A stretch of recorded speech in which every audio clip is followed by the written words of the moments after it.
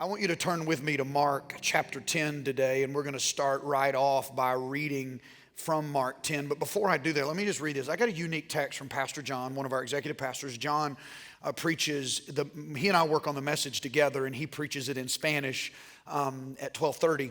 And so, of course, obviously, so we're praying together, studying together, sharing resources about it. But as he texted me after the service started this morning. So I've never really conveyed something that I thought was maybe a gift of the Spirit or a word of knowledge or a word of wisdom or something like that by text. But I really believe God put somebody in this room on John's heart today as he prayed.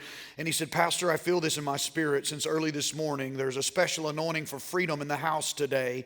I sense or feel someone's heart is very heavy. I don't mean normal heavy because of daily pressures. I mean into the rope heavy, no hope heavy. The world is caving in kind of heavy. The person feels alone and helpless. But supernaturally today is their day. Not a normal kind of day, but a supernatural freedom is coming today. It's one of those draw the line in the sand kind of days. I see this person shedding what has oppressed them and Jesus healing them. And so I just want you to let that frame your heart as we jump into this word today. And if it's you, lean in, because I think God is trying to say something to us today. We're in the 11th week of our Nameless series today, and we're going to start right in Mark 10. We're going to pick up in verse 46. It says, Then they reached Jericho, and Jesus and his disciples left town. When Jesus and his disciples left town, a large crowd followed them. A blind beggar named Bartimaeus, literally it reads, I didn't put this in there, that parenthetical note is in the text, son of Timaeus, was sitting beside the road. When Bartimaeus heard that Jesus of Nazareth was nearby, he began to shout, Jesus, son of David, have mercy on me. Be quiet, many of the people yelled at him. But he only shouted louder, Son of David, have mercy on me. And when Jesus heard him, he stopped and said, Tell him to come here. So they called the blind man. Cheer up, they said. Come on, he's calling you. Bartimaeus threw aside his coat, jumped up, and came to Jesus. What do you want me to do for you? Jesus asked. My rabbi, the blind man said, I want to see. And Jesus said to him, Go, for your faith has healed you. Instantly the man could see, and he followed Jesus down the road. This is a well-known Bible story about a rather famous guy that generations of people have referred to as blind Bartimaeus. But here's the problem. Bartimaeus is not a name, it's a description. As a matter of fact, both Matthew and Luke tell this man's story in their accounts, and both leave him nameless. In their accounts, he's only referred to as a blind beggar. But here in Mark's gospel, Mark is trying to give us some identifying criteria so the miracle can be checked out and historically verified. He wants his audience to know that this blind beggar was a real historical person. He was the son of Timaeus. That's what Bartimaeus means, the son of Timaeus. But the translators saw son of Timaeus and literally assigned it to him as a name. It's not a name, it's a description.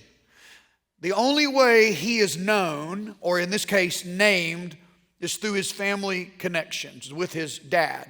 He's the son of Timaeus. So that's the story. This is the story of the son of Timaeus. And I want to challenge you to lean in today, because as you open your heart, I think this man's story is going to have far more relevance to many of us than we could have ever imagined. In late spring, Haley and I were preparing our summer camps at Lonesome Dove Ranch that serve abused kids. When our 17-year-old daughter comes to us and says that she wants to be a counselor and a staff member at a summer camp in Arkansas.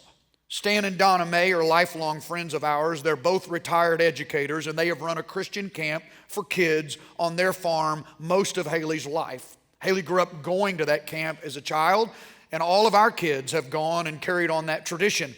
But Haley and I were a little caught off guard when Addie wanted to go there for the summer instead of helping us with our own camps. We took Addie in for the interview in Arkansas for the summer job, and Stan and Donna were kind of wondering the same thing Haley and I were. They said to her, Addie, we feel bad. We would love to have you, but why in the world would you want to come here and not help your parents at the ranch? And it was the first time Addie had been able to open up, articulate, and express the why in her heart. Here's what she said. I just want to be somewhere where I'm not his daughter or a pastor's daughter. I'm honored by both of those things. I'm proud to be his daughter. I'm proud to be a pastor's daughter, but I'm in a place in my life that I want to be known for me. I just want to be Addie. Not Brian's daughter, not a pastor's daughter. I don't want people looking at me thinking that I think that I'm entitled or privileged to anything. I want to start at the bottom. I want to earn it, and I just want to be known for me. All the adults at the room looked at each other. We nodded an affirmation to each other because we got it. We understood it. We respected it because in one way or another, all of us have been there. So many of us can identify what Addie articulated in that moment, and I think that's why we're going to connect so deeply to this man's story. Most of the time when preachers preach about this guy, it's a sermon about how his persistent faith moved the heart of God, and that's part of the story. But if that's all we focus on, we miss the heart piece, the deeper part of the story. Before his story is a story about faith that moves the heart of God. It's a story about lost or hidden identity. It's also a story about the universal desire to be authentically and genuinely known. And then it becomes a story about persistent faith that moves the heart of God. But ultimately, it's a story about true identity being found in Christ. Let's start with looking at his lost or hidden identity. Verse 46 identifies him three ways. One, he's blind. Two, he's a beggar. And three, he's a son, the son of Timaeus. That's it. That's his identity. That's how he's known. That's the way he's defined. His whole life, he has been defined by his poverty, his malady, and one single family relationship. The dignity and worth of this man as a human being created in the image of God has been buried and hidden underneath the descriptions of his economic standing, his sickness, and a relationship. Now already some of you are starting to empathize with this guy, and it's probably because you understand. You've probably spent a large portion of your life living hidden underneath somebody else's shadow. You were never really known for you, but you were always so-and-so, sister or brother, or so-and-so, son or daughter. Or maybe your personal worth and identity was buried and got lost because there was a more outgoing sibling that seemed to always get the attention. Or you were the fourth child born, you went to the same school, and you were never given a fair shot because you were always compared to the siblings that came before you. Or maybe you're in my kid's situation. You had a parent or parents that were relatively well-known public figures, which comes with its own set of expectations and pressures that you didn't sign up for. You were just born into it, and your identity got lost in theirs. Sometimes somebody else's calling and career can smother out and cover up your own unique identity. Or maybe you're the smart girl or the athletic guy in school. And while those things may come with some benefits, somewhere deep in your heart, you want to be known and valued for something more than your academic achievements or your athletic performance. There's more depth to you than that. There's more substance to you than that. You want to be identified for other things besides those things. This guy, the son of Timaeus, we've talked about him for years. There have been songs written about him, thousands of sermons that center on him, and yet we don't even know him.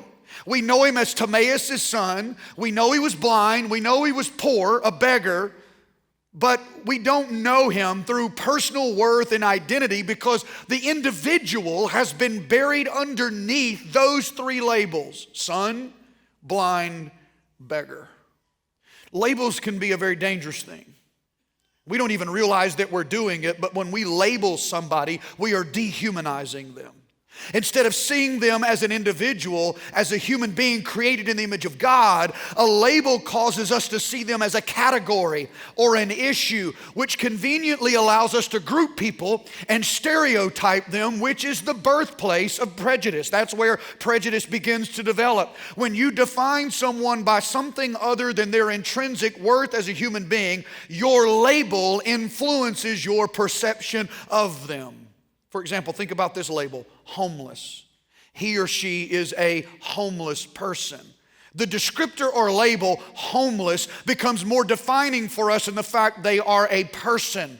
The homeless label enables our intellect and emotions to cope and stay emotionally detached so that we don't see their humanness, the pain and suffering of the individual, because we've conveniently categorized them, reduced them to an issue, and dehumanized them with a label. They are more of an issue than they are a person with worth and dignity. And if they stay an issue or a category to us, we can keep them from being fully human by using labels. We can now justify our callousness and our indifference. Labels are dangerous, and we have them for everything. We label people politically to justify our rage. We label people ethnically to justify our prejudice. We label people religiously to justify our hypocrisy. We label people economically to justify our envy and our entitlement. Our labels help us dehumanize people. I mean, think of how we label people rich and poor. We group people into a category and then judge them based on the way we classify them. But when you look at the individuals, you start seeing that while they're different, rich and poor are very different economically, they have the same deep core needs in their human hearts. One of the most powerful books ever written to help the church address the issue of poverty is a book called When Helping Hurts. In the Western world, we define poverty as the lack of material things. Kind of simple to us. Poverty means you don't have this, money and all the blessings of life. They're poor. It's the lack of material things. But when the researchers for the book actually went out and asked the global poor to define what poverty is, their definition of poverty had very little to do with the lack of material things. Their definition of poverty is this: we feel like we don't matter. We feel like we have no dignity or voice. We feel like we've been grouped into a class, the poor, and not noticed or seen as an individual with worth and value. To them, the greatest tragedy of poverty was not the lack of material things. The tragedy was not being noticed and known for who they really are. But ironically, for very different reasons, the affluent and the influential feel the same way. Everybody comes to them with their hands out. Very few people care about them as individuals. People are more interested in what they can get from them. The affluent and the influential are patronized and used, but rarely are they genuinely cared about. They too want to be defined by something besides their economic standing. The tragedy, if you can call it that, of success, affluence, and influence is not being noticed and known for who you really are. Or think about people battling sickness. Do you know how many people I've walked with as a pastor through the years that are battling lifelong, debilitating illness who have said to me, I don't want to be defined by this sickness, Pastor. I don't want cancer or Parkinson's or MS or whatever it may be. I don't want sickness to be my identity. They want to be known for something more than a disease. And this is the root of the desperate cry in the guy's heart in Mark 10. He's tired of being the blind beggar. Sure, he wants to see. Sure, he wants to be healed physically, but there's so much more going on here. There's something deeper, more personal, more emotional at the core. This guy wants to be known. He wants to be noticed for something more than the labels he's been carrying around his entire life. And you can see what his heart ached for, and that it ached for more than physical healing in the way he cries out to Jesus. It says, when the son of Timaeus heard that Jesus of Nazareth was nearby, he began to shout, Jesus, Son of David, have mercy on me. Have mercy on me. That's the cry for something more than physical healing. He didn't want to just be healed. He wanted to be seen, noticed, and truly known. He didn't want to be blind, his sickness, beggar, his economic standing. It's easy to see how his true identity had been hidden under the labels. But his desperate cry reveals to us the universal desire to be authentically and genuinely known. We all have it. We all want it. Every one of us. We want to be more than a number. We want to be more than a label. We want to be genuinely known for who we really are. Tim Keller, the best-selling author and a well-known pastor, said this: to be loved but not really known is superficial and unsatisfying. To be known but rejected for who you are is your greatest nightmare. To be fully known and still fully loved is what your heart craves the most. For somebody to know everything there is to know about you, they really know you and still really love you, that is what your heart craves the most. It's the universal desire of every human heart. Over the last couple weeks, there's been a lot of banter, people picking sides about Simone Biles' decision to withdraw from several events at the Olympics due to some mental health reasons. And if you dehumanized her with the label world-class athlete, you've probably been less compassionate and more negative in your reaction. If you see her as a person before you see her as an athlete or a label, you've probably been a little more compassionate in your reaction. Regardless of where you are on the situation, her public statements prove what I'm saying here about the longing of every human heart. Simone Biles said this, "We're not just athletes or entertainment. We're human too, and we have real emotions. Sometimes they don't realize that we have things going on behind the scenes that affect us whenever we go out and compete. There's more than gymnastics and medals." But lean into this last part of her statement. "The outpouring of love and support I've received has made me realize I'm more than my accomplishments in gymnastics, which I never truly believed before." Do you hear the cry of her heart? She's saying, I want to be valued for something more than medals and performances. I want to be known. I want to be loved because I'm human, not because of my successes and failures. Every one of our hearts has been hardwired by God to crave being fully known and yet fully loved. But most people just don't know where to go to find it. In Luke 12, Jesus clearly answers our heart's craving.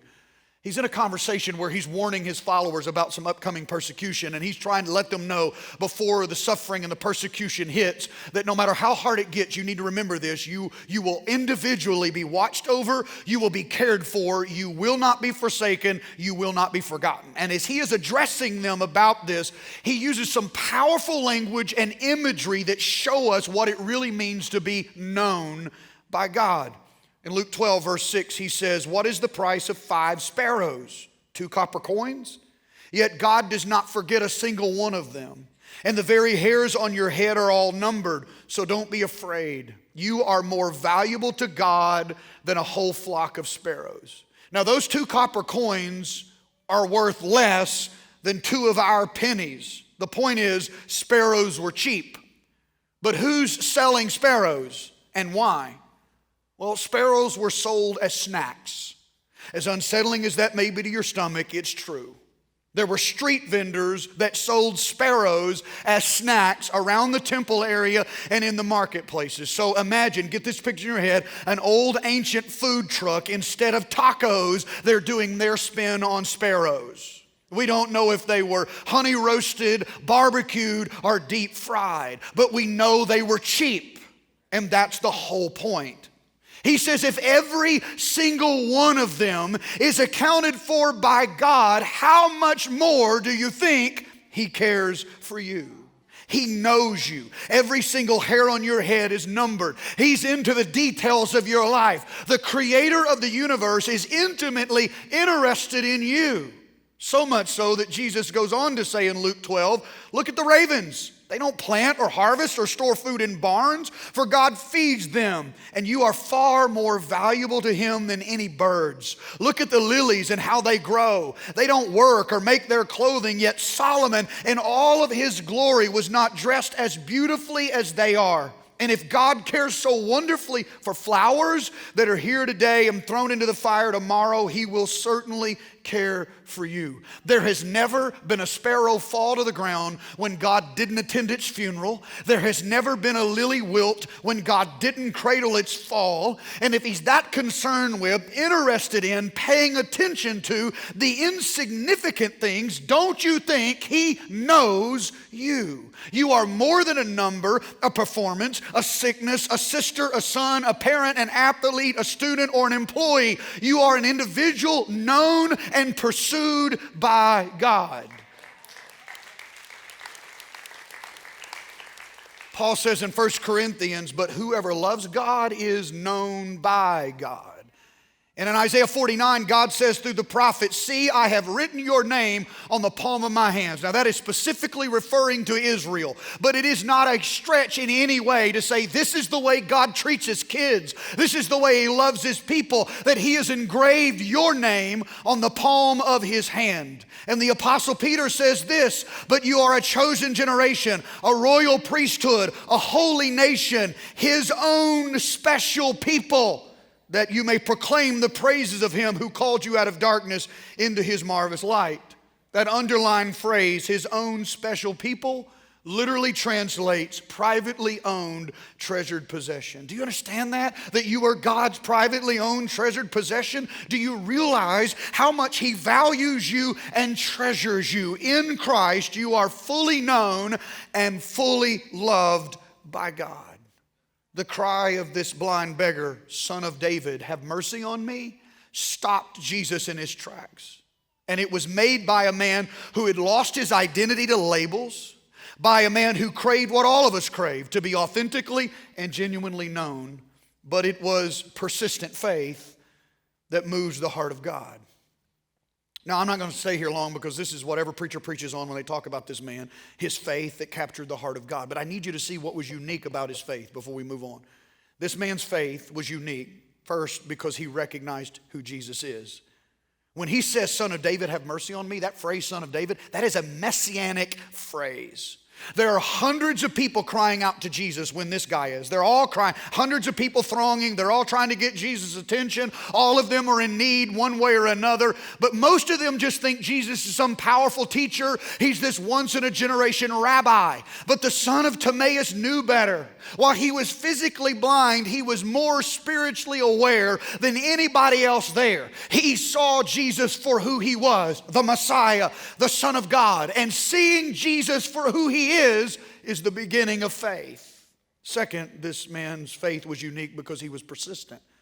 He kept crying out, and the crowd kept telling him to shut up. They kept trying to silence him, but he refused to let other people stop his pursuit of Jesus. "Be quiet," many of them yelled at him, but he only shouted louder, "Son of David, have mercy on me." When Jesus heard him, he stopped and said, "Tell him to come here." Don't be silenced by the crowd, because tenacious, persistent faith captures the heart of God. Third, his faith moved the heart of God, and it was unique because his motives were pure.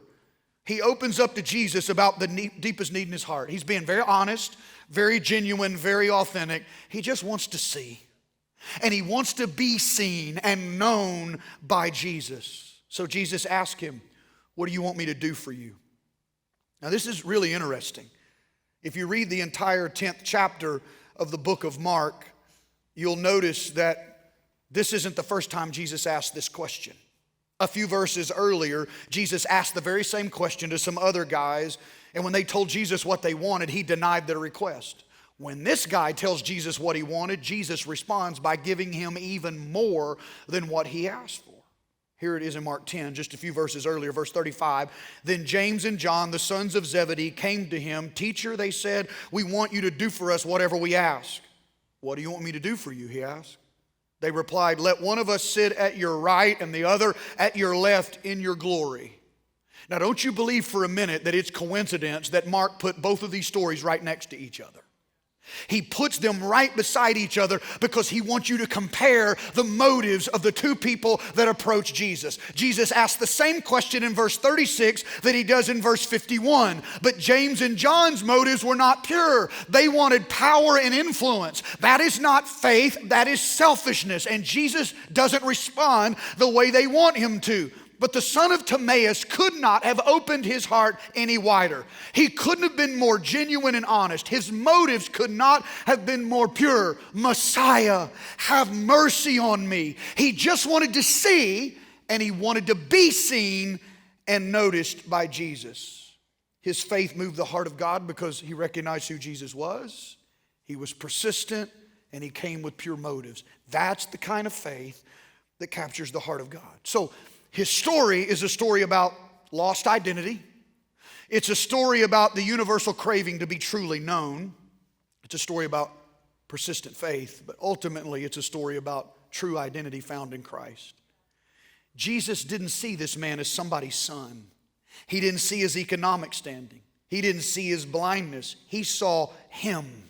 He didn't label him. He wasn't an issue or a category to Jesus. Jesus valued him as an individual. But up until this moment, this man's whole life had been defined by his blindness, his poverty, and who he was the son of. But now, in this moment, he's known. He's been noticed. Literally, he's been picked out of a crowd.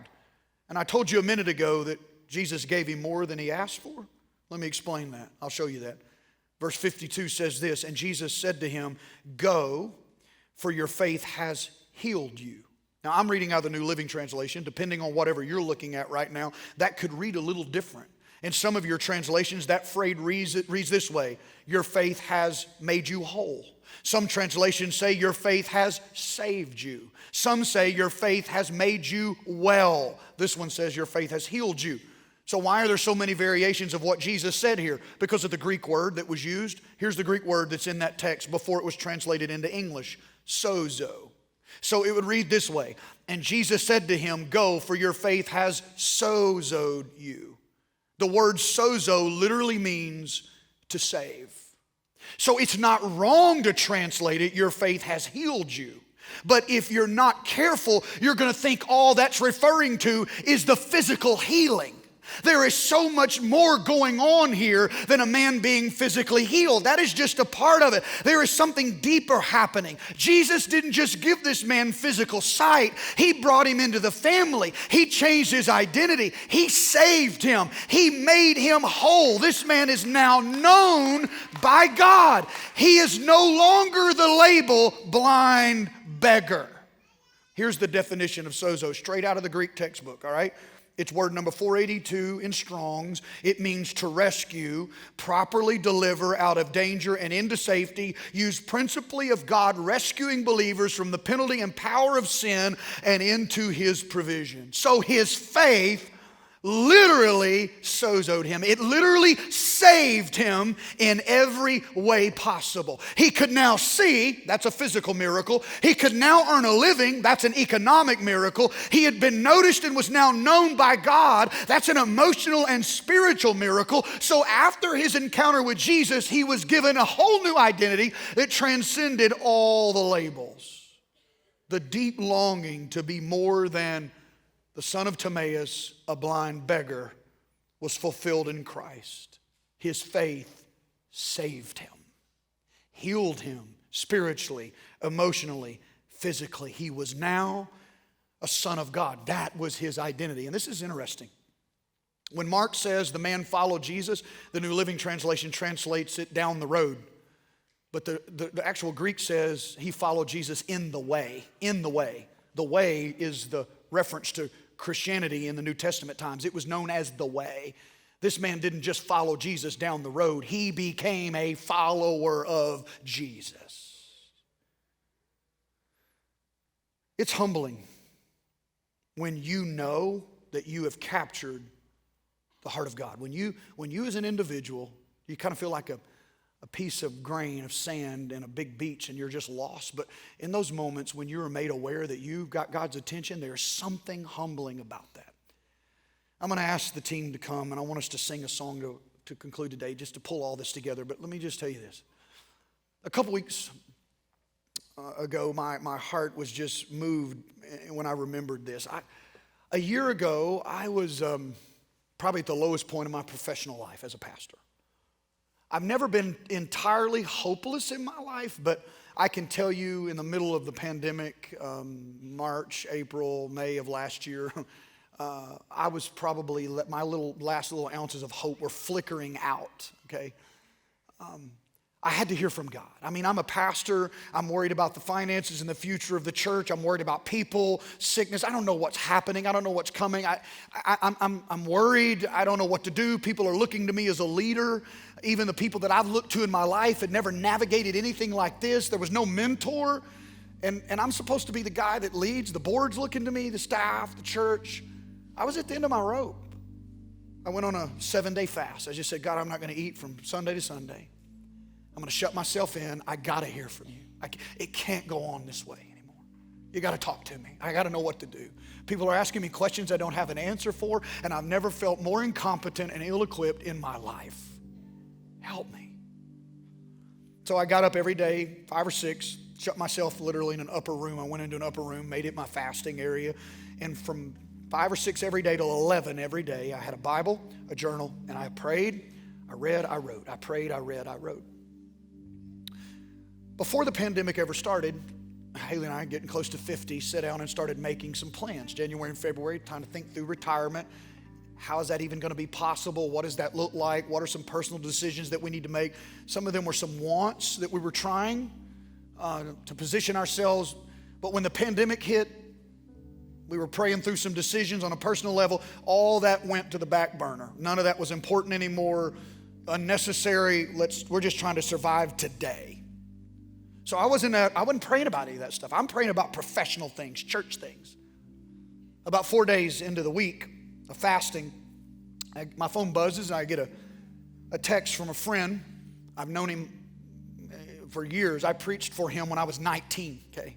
He's still pastoring the same church. I mean, he is a steady, faithful man of God that I respect greatly. And he said, I had a dream about you last night and I need to talk to you. Now, most people who come up to me and tell me they had a dream about me, I know they ate some bad pizza. That's really the source of their dream. There's a lot of weird stuff that goes on in that world.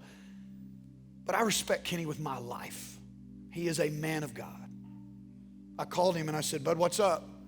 He said, Brian, it was as clear. Denise and I are fasting and praying right now. We're in a season of fasting at the church, and I couldn't discount this. It was so vivid. I never remember this stuff, and I can tell you every detail. And he said, I don't know what it means, but this is what I saw. And what Kenny told me in that dream was the verbatim, like word for word answer of the personal things Haley and I were praying about in January and February that we quit praying about when the pandemic hit. Had not asked about them. And yet, I got a verbatim, it was undeniably an answer to the prayers we had been praying. I hung up the phone with Kenny and I sat there and I'm like, God, I'm not even praying about that. That really doesn't matter. What matters is how are we going to pay the bills?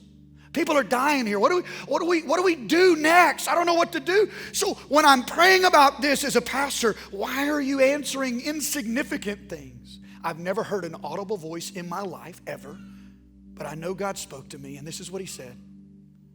He said, because I want you to know you're valuable to me because you're my son, not because you're a pastor.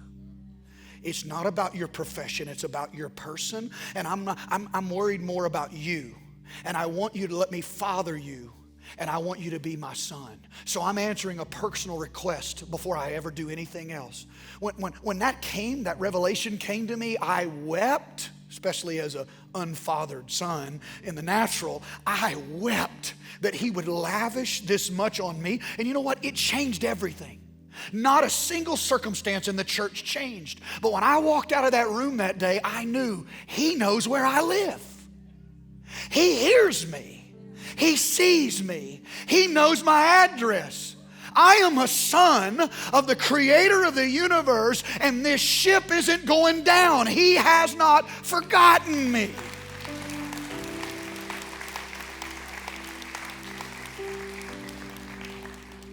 It changed everything. The staff will tell you there was a shift in the atmosphere in this office and in Pastor's heart when he came back from that fast.